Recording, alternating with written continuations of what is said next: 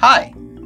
If you've gotten into Shamisen, you might have heard people talk about Ayasugi, the herringbone pattern, or Kinbozo, gold fittings in the joints, and you might have heard them say, holy cow, this adds a large amount of sound quality upgrade, worth many $1,000s. I disagree with that, and to prove it, I, with my partner, got a bunch of these pricey Shamisen, with and without Ayasugi and Kinbozo, and did a grand sound test to really see, does it make that much of a difference. I learned a lot, and the fascinating thing was it had nothing to do with Ayasugi or Kinbozo. Rather, the huge influence the recording environment can have. So I had to record these samples 3 times to get it accurate enough. The first time, for example, I put the koma in kind of the standard way for people, which is to put 3 fingers together, hold it to the bottom, and then just slide the koma in to that place. Then later, listening to them, I was hearing a much wider difference of tone from shamisen to shamisen, more than any influence these, visual aesthetics could have. Excuse me, no COVID. Later, I realized having just even a 1 millimeter difference of koma placement, 1 millimeter lower, can make one shamisen sound noticeably sharper than another.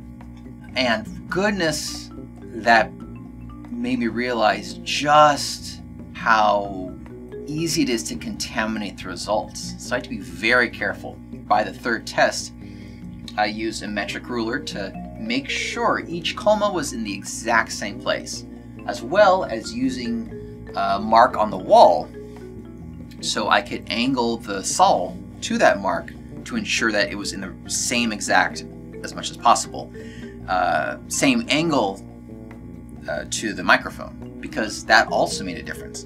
If I was just a few degrees tilted, it could also make one shamisen sound notably different than another. Nothing to do with Ayasugi or Kinbozo. I did my best to make it all the same, and I think definitely in the Kinbozo test, you pretty much can't hear any difference, really. Same for the Ayasugi test. Ichinoito and Sanoito tests were very close. Only, you might have noticed, the Ninoito sounded much different relative to the other strings. And that's because in sample B of the Ninoito Ayasugi test, I held the bachi much flatter to the strings, which created a warmer tone. At the time, wasn't aware of it. That's kind of my whole worry with these tests in a way, is it's one thing if you're here, your eyes are closed, I play them all for you, and then you listen and come to a decision that way. But we're at the mercy of the microphone, of how it's picking up the tone, and then with our high quality headphones and sound cards and such, we can listen to it over and over again. And then in the same way, we're also battling the influence of our minds. Like if we already believe that Ayasugi makes a difference, our brain is going to try to find a reason for that, try to justify that. And with the ability to replay something over and over again and get that mental influence in there,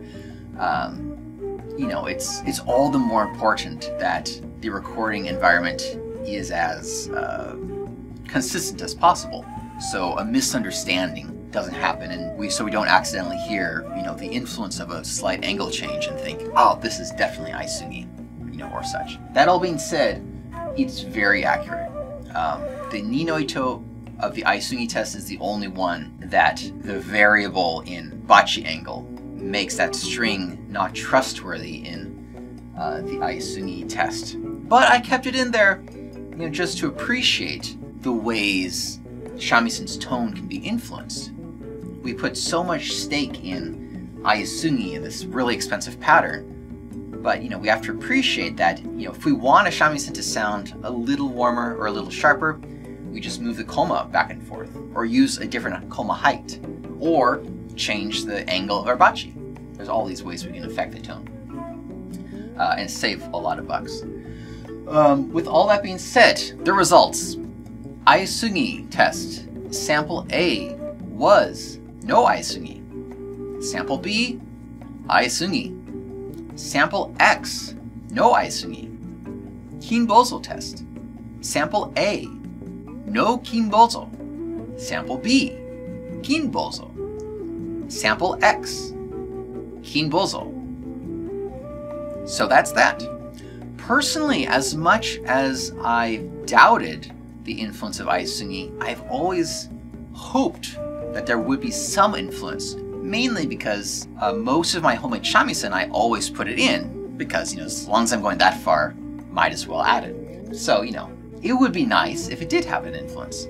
But for me, the test shows that there really isn't any. And I can't say one sounds better than the other.